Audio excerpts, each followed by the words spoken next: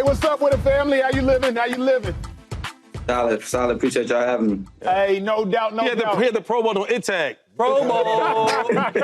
It tag. Hey, let's talk about it, bro. Obviously, the biggest thing right now for the Bears is a new head coach. Y'all had an up season, y'all had a down season. Started off hot, 4-2. Next thing you know, losses started piling up. What is your mentality? Because I consider you a leader of that team, one of the best players on that team. I think you've been one of the best corners since you got into the league. Facts. What's your mentality now with this new head coach? How can you turn the Bears around?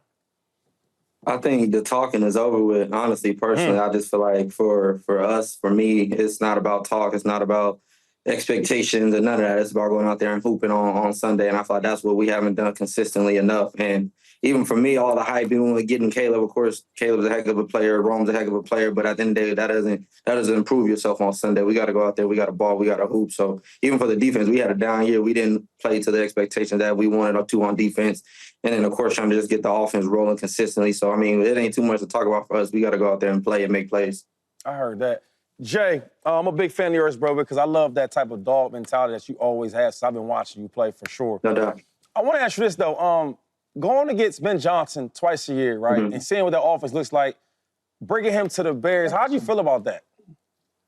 I mean, I was expecting it to. If he didn't come to us, I kind of would have been a little upset. But, I mean, just for me personally, just always seeing the type of brain and mind that he had when it comes to the game and studying the game. I mean, even with the trick plays, people think it's just a fun thing, but I think he really schemes it up perfectly. Even the one against us with them faking the fumble and things like that. We had a play like that last year against Green Bay, first game of the season, where they actually fumbled the ball. And they seen how we all came forward towards the ball, and then we gave up an explosive on that play. So just his details to that, to be able to go back and watch that tape against Green Bay and to see how we reacted against that and then created a play and a trick play off of that is amazing. So, I mean, you just kind of can see where his mind is, how he can draw things up, and a coordinator like that makes it tough. You think with the weapons that you guys have on offense, now I know you're on defense, but you practice against them every day, so you see it. You think with the weapons that you guys have now, you bring a mind like him, Johnson, to the Bears.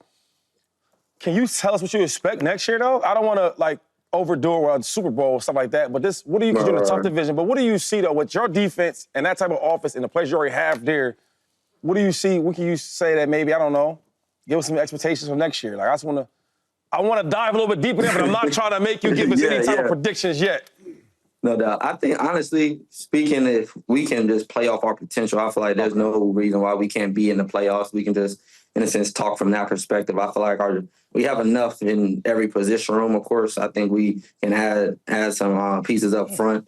I think that will make us really, really dominant. But I feel like as far as the skill, the back seven, the seven on offense, we got running backs, tight ends, receivers. I think just getting some more dogs and guys up front, I think just really solidify everything. But if we really play to our potential, there's no reason why we can't be a 10-plus win team. I mean, even teams that win 10 games aren't guaranteed playoff spots nowadays. So, I mean, just for us, I feel like the expectation is try to get 10 wins. We haven't touched 10 wins in a little minute. So I think for us, that can be a realistic expectation to just try to get at least 10 wins, but really just to play to our expectation. I think with Ben Johnson coming in, the guys that we have on offense, I don't think it's nothing that we don't have. Of course, we can beef up the front, but for the most part, we got everything that we need to be able to contend. The catalyst of that offense is obviously Caleb Williams, rookie year, up and down. There's a lot of talk, generational this, generational that. 3 separate offensive coordinators now that Ben Johnson's in like a 7-month span. Can you talk a little bit about his growth and how he was coming into the locker room and how difficult it was for him to be a leader in that locker room? And do you feel like he is a superstar quarterback in this league? Honestly, the first one, I think it's challenging to find your way. I would say in the locker room, of course, being thrown in as QB1, but also being thrown into a new environment. I think trying to juggle both of those is tough, but I think he handled it really well. I think he came into the locker room just trying to be one of the guys, just talking, laughing, joking, just the human side of it. I think he came in and gelled really well to where him calling things in the huddle or him orchestrating the team, the defense, or whatever it may be, he was able to do that, and we were able to listen and buy into what he was doing. But, of course, with the struggles up and down, I never seen his personality waver in the locker room and things like that. So I think he was really consistent and solid in who he was throughout the year, no matter what was going on with the season. And I think really for him, I think once he gets locked in mentally and gets where he wants to be mentally and comfortable, and, of course, with consistency and coaching staff and things like that, I feel like there's no reason why he can't be a top 3 quarterback in this league. Let's go. My brother, I got a couple for you. I know you got the Pro Bowl. You been on the phone yet? Myles Garrett just asked for a trade. When you got that pass rusher in front of you, you know what I mean? You can sit on some routes. We might have to make some calls. I know you know what I'm saying? You can sit on some routes and you can get a little active. But another one, you play corner, obviously. Who's the tougher cover? You got Jay Jettis that you see 2 times a year, and you got Jamar Chase. Who presents the tougher challenge when you go up against those dudes? I ain't seen Jamar since his rookie year, but I would say based on tape, I'll probably say Justin. I say that because Justin is a lot shiftier, his route running, just kind of even being on the same team, just kind of seeing his movements and things like that. I'm always in DB mode, so just seeing his movements, running routes and things, I'm like, nah, he just moves a little different than I feel like a lot of cats. And I feel like with Jamar, he's more of a bruiser. He's a physical guy. He's not going to shake you off the line and just run any super crazy route. I think it's more so for him just making them strong, tough catches, to run after catch. I think those are some things that I feel like he does a little better. But as far as route running, releases, fluidity in the routes, and getting in and out of breaks, I would definitely say Justin edges him out a little bit. So, I mean, for me, I'm much rather play against a physical guy than a finesse, quick, good route runner. No question. Now, I got my last question, right? I never really asked top 5 questions unless I'm talking to a top 5 player. I think she's a top 5 cornerback. Okay. There you go. So who's your top 5 wide receivers right now today? Ooh. Don't got to be in order. Don't have to be in order. I mean, this ain't your question. Today. That's not your question. This is not your question. Come on, man. So we need 5 to 1 then. Right. 5 to 1. Let me think. Nah, I might have to go. It's easy to start at the top. I'll probably go. Okay. I'll probably go Justin. JJ. Okay. I'll go Jamar. Jamar Chase. Check. I feel like then that's when it gets hard. Devontae Adams, he a little on the older side for you? Yeah, I was about to say, I'm trying to take out the bias. No. Mute this mic. I'm just trying to help his mental. No. Hey, I know the guys. I'm trying to think of this year, too, like more recently. I feel like you just think of guys, he pops up, but I don't feel like this year, I don't think he was. Or it can be your last, like, because I do what? I do every 2 years, 2 to 3 years, I do that. 2 years? It's equity. Oh, I'll probably go Tyreek Hill. Probably at 3. Yes, there we go. Let me think. Who else That's we a good got? one. It's a dude from Philly. Dude in I Dallas was with the thinking Cowboys. AJ, but it's tough. CD? It's tough. I'll probably go. That's tough. I'll probably go CD at 4. CD. Yeah. Okay.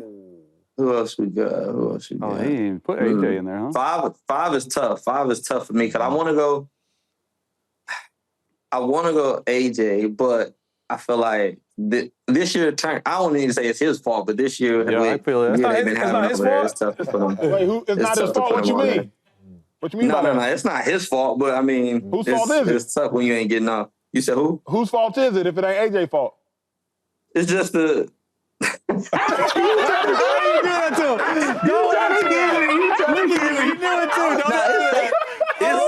fault. It's Saquon's fault. You gotta get me. Hey, it's all good. We all look. We all been there, dog. Man, it's really Saquon. I'll say that. It's Saquon. He ain't changed. Hey, hold on, fam. It's Before we let you Saquon. go, we know you into fashion. You doing some stuff with Chicago Magazine, bro. I'm going to take you off the hot seat. You got the floor is yours. What you got going on with the magazine and fashion-wise?